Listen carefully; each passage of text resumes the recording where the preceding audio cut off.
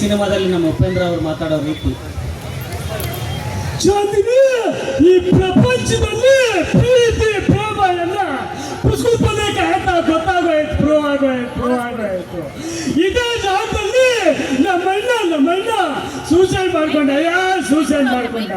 ನಿನಗೆ ಗೊತ್ತಿಲ್ಲ, ದುಡ್ಡಿದ್ರೆ ದುನಿಯಾ. I don't like it Chandini, I don't like it. ನಿನಗೆ ಗೊತ್ತಿಲ್ಲ, ನಾನು ಅಳ್ತಾ ಇದ್ದೀನಿ ಚಾಂದಿನಿ, ಬರ್ತೀನಿ ಚಾಂದಿನಿ, ಬರ್ತೀನಿ.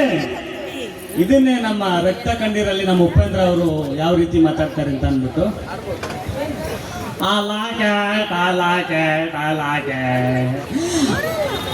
ನಿಮ್ಮನ್ನೆಲ್ಲ ನೋಡ್ತಾ ಇದ್ರೆ ತುಂಬಾ ಸಂತೋಷ ಆಗುತ್ತೆ ಮ್ಯಾಮ್. ಯಾಕೆ ಅಂದ್ರೆ ಚಳಿ ಆಗ್ತಾ ಇದ್ರು ಕುಂದ್ಕೊಂಡಿದ್ದೀರಾ, ಕಾರ್ಯಕ್ರಮನ ನೋಡ್ತಾ ಇದ್ದೀರಾ.